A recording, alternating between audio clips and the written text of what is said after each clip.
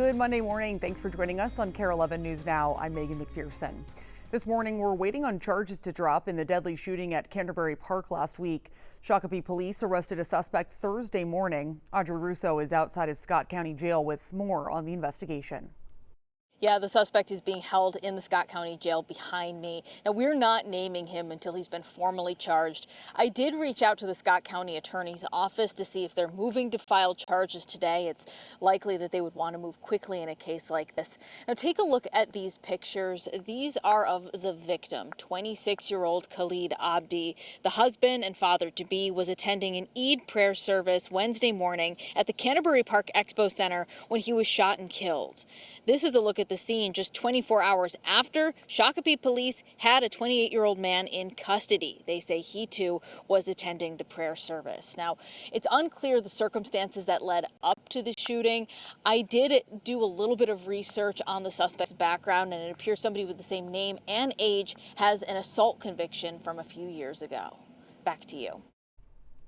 Right now, we're waiting to learn when an ICE agent charged with shooting a man in Minneapolis during Operation Metro Surge will be extradited to Minnesota. ICE agent Christian Castro made his first court appearance Saturday morning in Texas as he awaits extradition back to Minnesota. He's accused of shooting a man during Operation Metro Surge in North Minneapolis. Prosecutors saying that he fired into a home where 4 adults were hiding. That includes Julio Sosa Solis, who was shot in the leg. This is surveillance video, which was released last month, showing what led up to the shooting. Hennepin County Attorney Mary Moriarty says Castro lied about firing his gun in self-defense, claiming he was attacked by Sosa Solis and another man with shovels and brooms. She also tells us her office is now going through the process of bringing him back to Minnesota, where he will face a trial. Castro was denied bond but waived his right to an extradition hearing. He may request to have his trial moved to federal court once he arrives here, but Moriarty says they will still prosecute the case if that happens.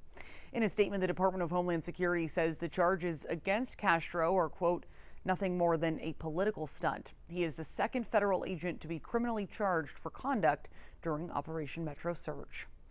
In just a few hours, the man accused of shooting 2 people outside of a graduation ceremony at the University of Minnesota will be back in court. Prosecutors say 21-year-old Hamza Saeed is seen on surveillance video firing multiple rounds outside of Wayzata's high school's graduation ceremony last spring.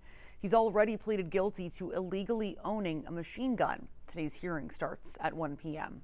This morning, some major legal setbacks for President Trump, from the anti-weaponization fund to a new order to remove his name from the Kennedy Center, and performers backing out of the America 250 celebration. Alice Barr has the latest from Washington. Hi there. We're tracking several new developments, including the Senate's top Democrat sending out a new letter to his colleagues this morning, promising to fight that controversial anti-weaponization fund, while President Trump is defending his administration's moves and pushing ahead with his priorities. President Trump entering a new month with a series of legal setbacks. A judge halting the administration's $1.8 billion anti-weaponization fund, using taxpayer money to pay back people claiming unfair prosecutions under the Biden administration, potentially including January 6 rioters. Former Vice President Mike Pence weighed in. It's deeply offensive to me that you could have a fund that could even possibly compensate people who assaulted police officers or vandalized the Capitol on January 6th. The fund now on pause after a prosecutor on January 6 cases filed suit, while the Justice Department defends its legality. That as another federal judge ordered President Trump's name removed from the Kennedy Center and temporarily blocked it from being shut down for renovations. The president said he would back away and hand the institution over to Congress, while he also suggested canceling the concert at the Great American State Fair after several artists dropped out over concerns the event was too politicized. Some musicians seem to have segmented their audiences the same way politicians have. But this is Freedom 250, and the celebration of the 250 is a nonpartisan event. President Trump is now expected to headline the fair while proposing a MAGA rally instead of having, quote, overpriced singers who do nothing but complain. All as he insisted overnight, Iran wants to make a peace deal, slamming his critics and telling them to sit back and relax while it works out. We're going to make it a great deal, or we'll just go back and finish it off militarily. Despite the U.S. and Iran again trading new strikes. The U.S. military said it launched what it called self-defense strikes on Iranian radar and drone control sites this weekend, while Iran now says it fired back, targeting an airbase used in the U.S. attack. And Kuwait, which hosts a previously targeted U.S. base, said this morning it was responding to missile and drone threats. In Washington, Alice Barr, NBC News. Today, Lieutenant Governor Peggy Flanagan is set to officially file to be on Minnesota's ballot for U.S. Senate. It comes after she secured the DFL endorsement over the weekend at the state convention in Rochester. Other DFL endorsements went to Amy Klobuchar in the governor's race and Keith Ellison for Attorney General.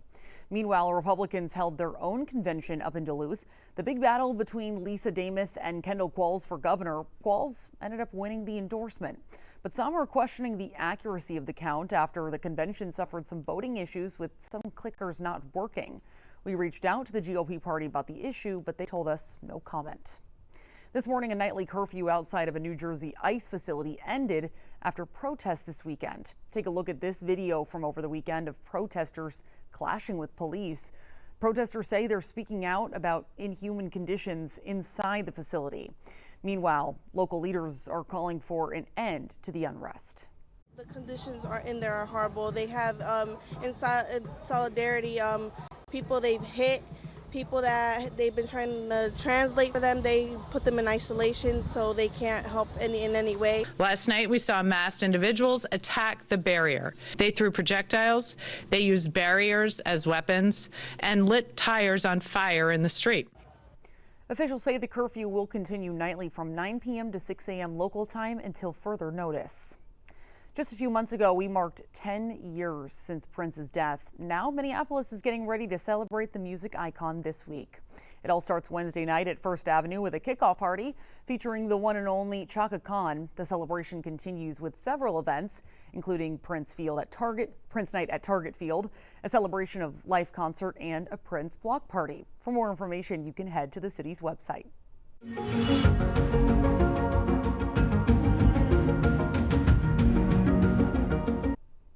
In today's Communities That Care, a national award honoring the people of the Twin Cities. Last night, the cities received the JFK Profile and Courage Award for protecting neighbors during Operation Metro Surge. Heidi Wigdahl has more. Operation Metro Surge put a spotlight on the state, and especially the Twin Cities.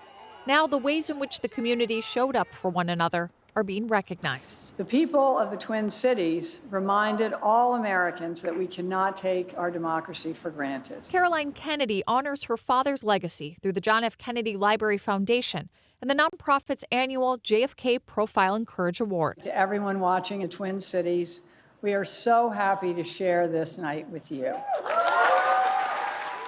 Caroline also acknowledged the lives lost of Alex Preddy and Renee Good. We are honored to have with us here tonight Renee's father, Tim Ganger, her brother Brent, and her sister Anna. While the award usually recognizes elected officials, this year was different. It is now my honor to present the 2026 Profile and Courage Award to the people of the Twin Cities. 4 community leaders accepted the award on the Twin Cities' behalf. Columbia Heights Public School Superintendent Zena Stevnick. Liam was our second student taken by ICE agents. He was our 4th student overall taken out of 7. That was my tipping point. Natalie Arrett started Haven Watch as a way to help those detained leaving the Whipple building. We didn't have a lot to give, but we had a warm car and a loving person waiting for them. Also there to accept Carolina Ortiz of Kopal and Imam Yusuf Abdullah, co-founder of the Somali American Leadership Table. I encourage everybody to choose to be brave. As a faith leader, as a person of faith and religion, this was the calling for me. After accepting the award came a surprise message. When things were darkest, you gave us hope. And when things were hardest, you gave us courage. So let me send you love, prayers, and thanks of a grateful country. God bless. Jerome Powell, former Federal Reserve Chair, was also recognized, and we heard from a spokesperson for Mayor Jacob Frey, who says he hosted a watch party back here in Minneapolis. Stick with us. More news and weather is coming up after the break.